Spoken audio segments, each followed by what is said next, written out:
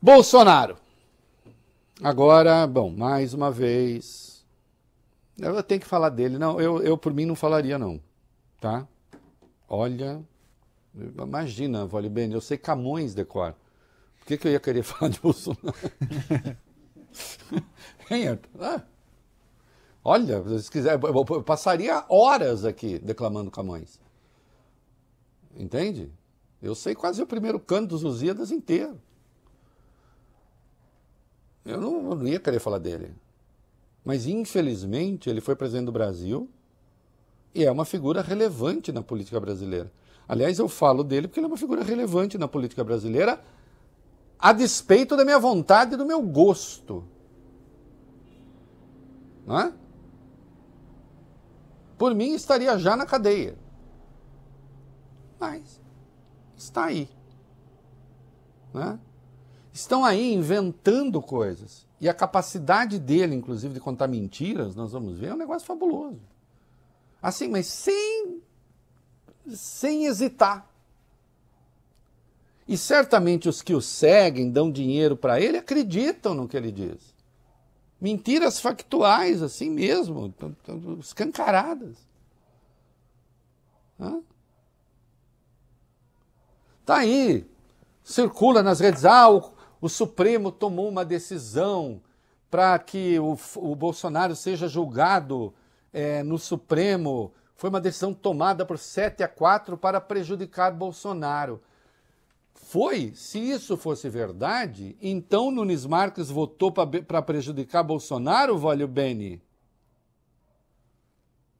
Se isso fosse verdade, a Carmen Lúcia, que votou contra a mudança de fórum, ela queria beneficiar Bolsonaro? O Edson Fachin queria beneficiar Bolsonaro? O Luiz Fux queria beneficiar Bolsonaro? Porque esses votaram para que não houvesse a mudança de fórum. E o André Mendonça também votou. Quer beneficiar Bolsonaro? Eu parto do princípio que ele deu um voto técnico.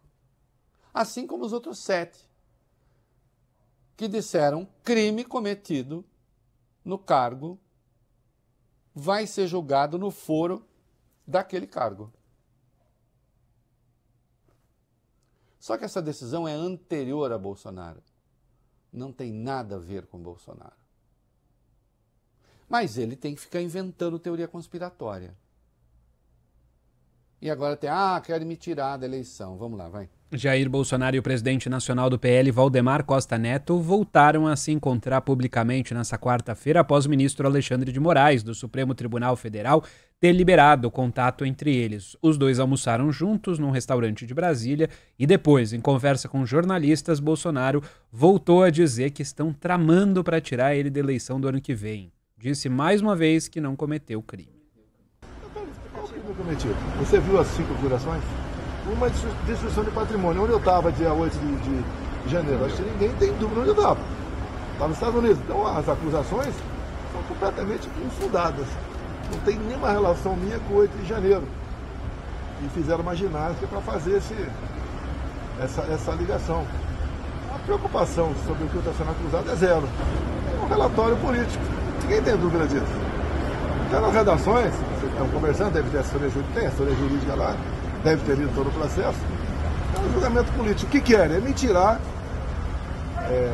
do cenário político para o ano que vem. Eu, candidato, eu chego. Agora, com esse tipo de elegibilidade, que me reuni com embaixadores, com acusações completamente infundadas. E quando você fala em criminal, você tem que ter objetividade.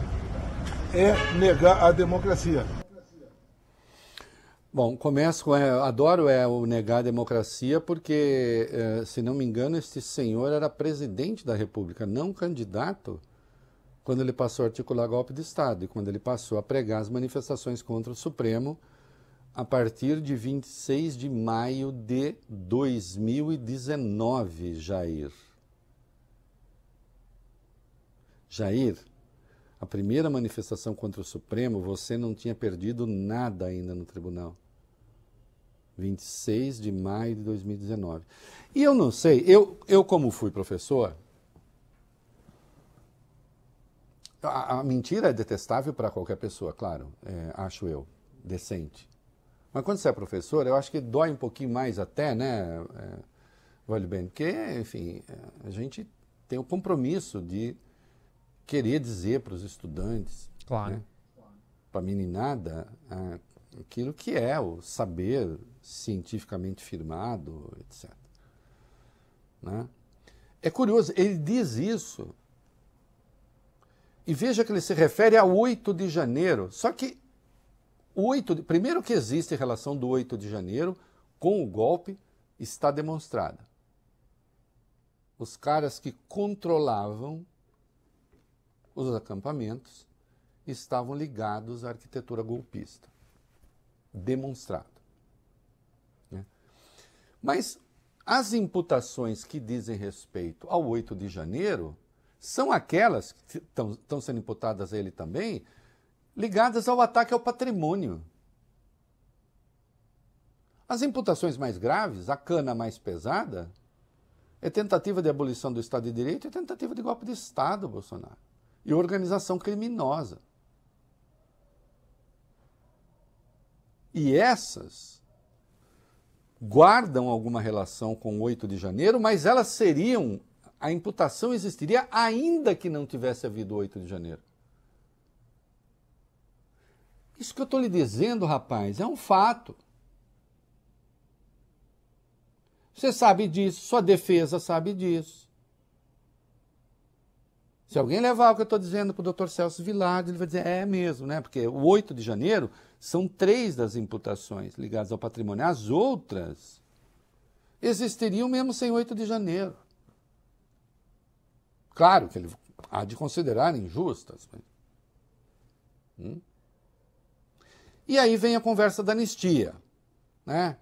Falou da anistia, nem vou botar o vídeo, mas anistia, que os órfãos de pais vivos, né? Ele só não considera que tinha órfãos de pais vivos no caso do Ainda Estou Aqui, porque de fato eram mesmo órfãos de pai morto que tinha desaparecido, cujo corpo, né? De cujo corpo não se tem notícia. Daquela que o Eduardo disse ser a ditadura inexistente. Está ali. Agora, podendo se encontrar com Valdemar, né? Valdemar esse que vai à manifestação, né? De 16 de março. Né? Bolsonaro até tem um vídeo, ele vai para a gente defender o que nos resta de democracia. Como se a democracia brasileira tivesse alguma mácula. Né? Como se aqueles criminosos devessem restar impunes. Agora, grave mesmo.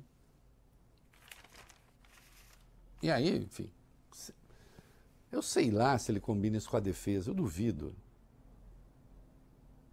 Eu, até falando em defesa da defesa, eu não acho que a defesa endosse o que vocês vão ouvir agora. Porque é muito impressionante um pronunciamento de 1 minuto, uma fala de 1 minuto e 33 segundos, em que não há uma só verdade.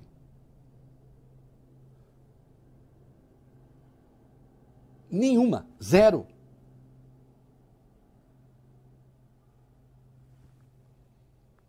Façam a cabeça aí, vamos lá.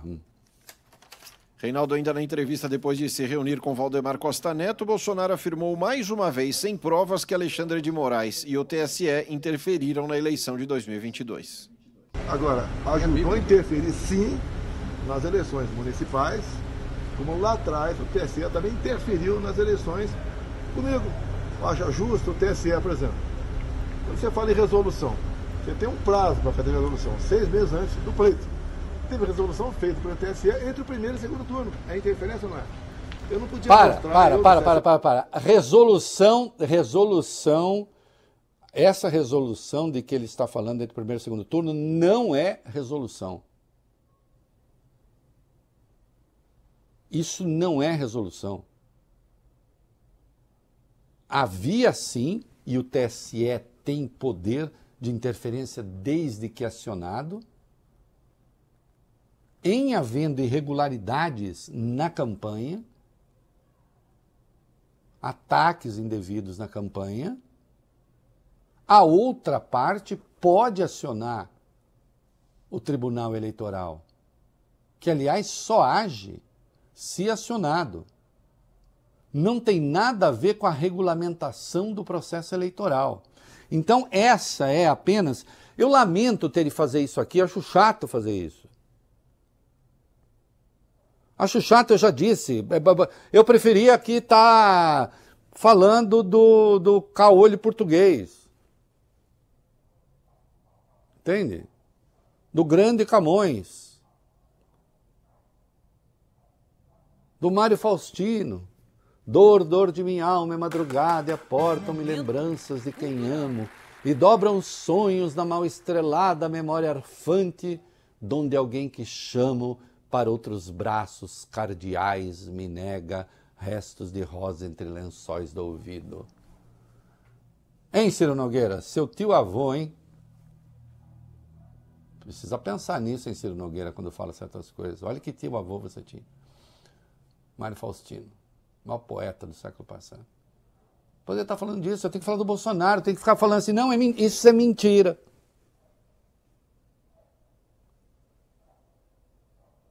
E eu não estou falando que é mentira, é mentira, aí eu vou ver a verdade. Não, é mentira, vai procurar. E tudo que virá agora,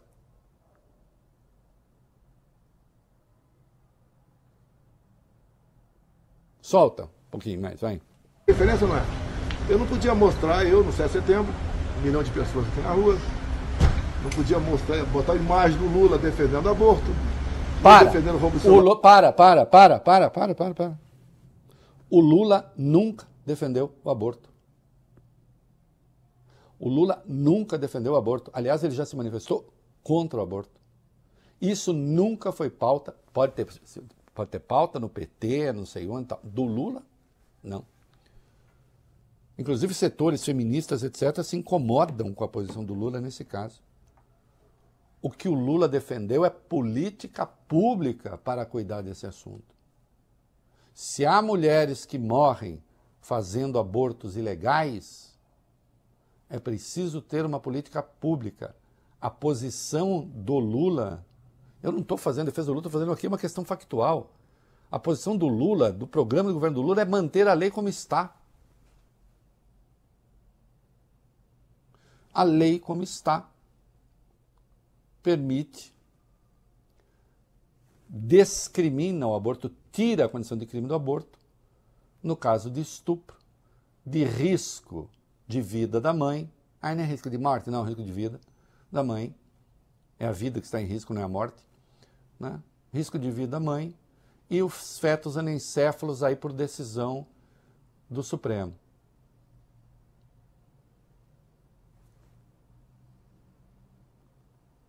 Então eu não posso falar que o Lula é a favor do aborto. É porque era mentira. Isso não é resolução. Aliás, Bolsonaro foi beneficiado por decisão do TSE, que eu vou demonstrar aqui também. Né? Amor é fogo que arde sem se ver, é ferida que dói e não se sente, é um contentamento descontente, é dor que desatina sem doer, é o não querer mais que bem querer, é um andar solitário entre a gente, é nunca contentar-se de contente, é um cuidar que ganha e se perder. Eu, por mim, ficaria declamando Camões.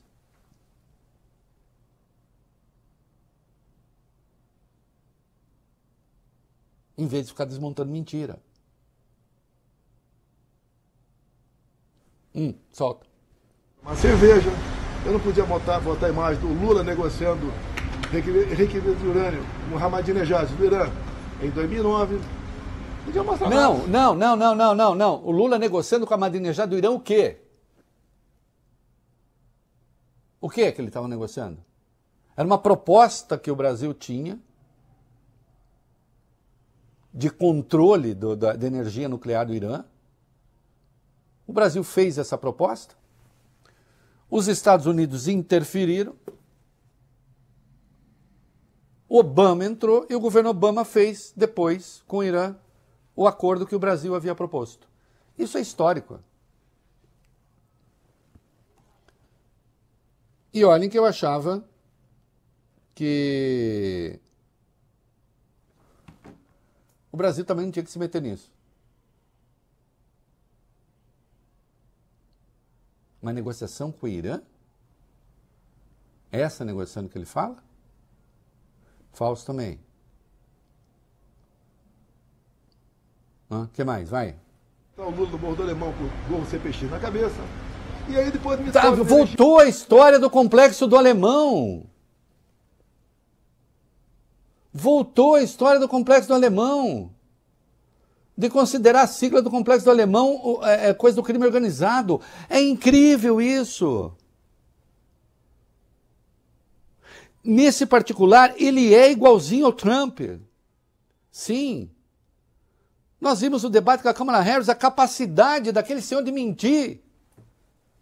Ah, estão comendo os gatinhos dos americanos. Não é? Aí vai o pessoal que está provendo o debate e diz, não, isso não aconteceu. Ah, eu ouvi dizer.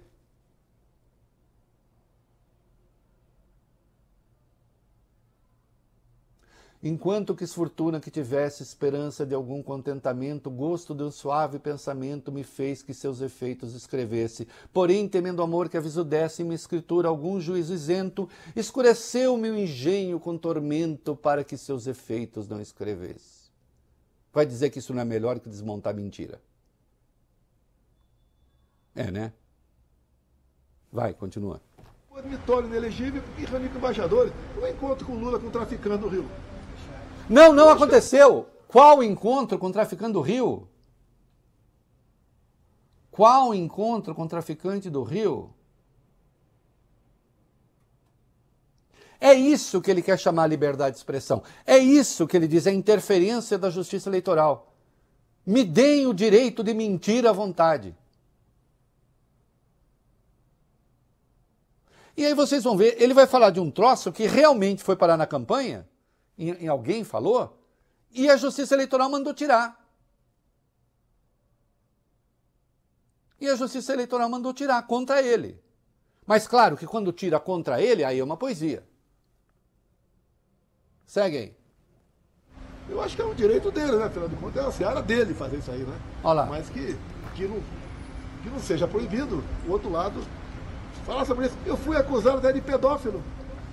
Pelo um deputado aqui, entrou na propaganda eleitoral do PT, acusado de exterminar direitos trabalhistas. Tá certo? Atenção, essa acusação, a Justiça Eleitoral mandou tirar do ar. A Justiça Eleitoral mandou tirar do ar. Ainda aquela história, lembra que ele conta, eu estava andando, aí umas menininhas ajeitadinhas, não sei o quê, das supostas meninas prostitutas da Venezuela. Vocês lembram dessa história? Sim. Foi parar na campanha, mandaram tirar. Nem na campanha do Lula, foi coisa de um deputado.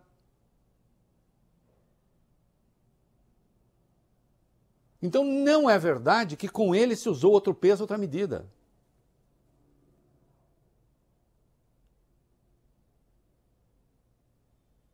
Agora, isso é interferência?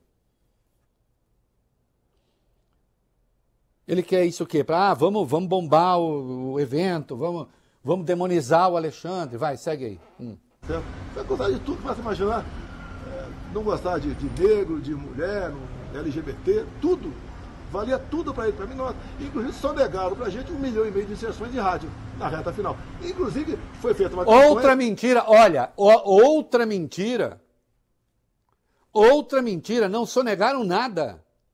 Isso foi anunciado e depois se viu que era mentiroso. À época, até um que era ministro dele, Fábio Faria, depois caiu fora dessa história. Anunciaram e viram. Não aconteceu.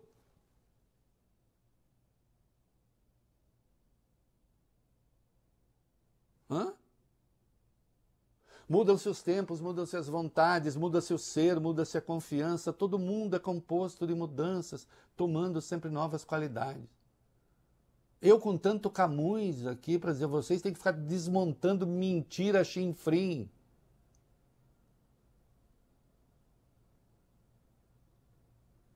E não precisa acreditar na minha cara linda. Vai procurar fonte de informação séria. E não do seu amiguinho do Zap.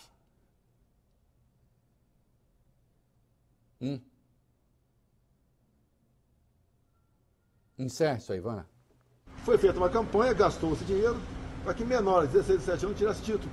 Esse pessoal, 3, 4, vota na esquerda. E mais de 4 milhões de jovens inscreveram. Só aí dá mais de 2 milhões de votos para o outro lado. Olha, é o fim do mundo dizer assim, faz campanha para jovem votar, isso é contra mim. Vamos fazer o seguinte, Bolsonaro, vamos facilitar a sua vida. Então não tem campanha, voto de jovem não tem. Você não quer também acabar com o voto de pobre, não? Hein? Vamos acabar com o voto de pobre? Né? Porque esses pobres, eles ficam muito dependentes, vai que eles votam errado. Você não quer acabar com o voto de gente que, sei lá, que anda de ônibus, porque também fica muito sujeito a essas coisas, a promessas. Hein? Vamos também acabar com o voto de gente que não tem uma escolaridade muito boa? Vamos tirar o povo da eleição, Bolsonaro?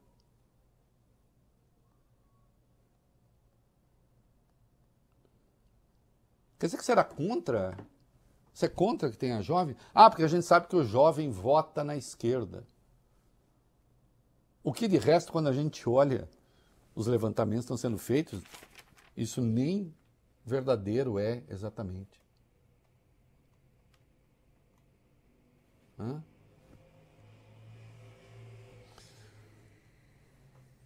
Eu lamento muito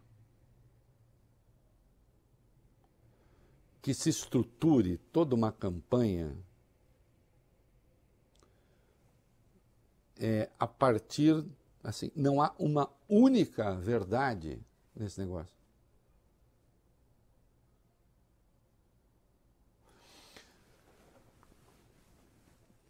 É uma pergunta retórica que eu vou fazer, tá? Até porque se eu quiser uma pergunta séria, eu mando uma pergunta para ele, ele responde se quiser. Mas, doutor Vilardi, o senhor acha que isso ajuda o seu trabalho de defesa?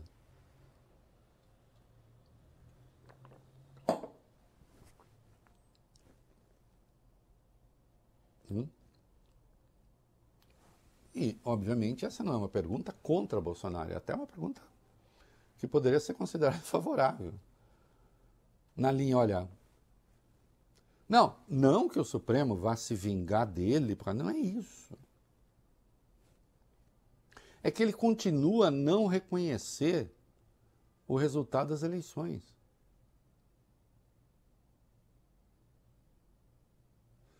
E vai listando mentiras em penca. Mentiras demonstráveis.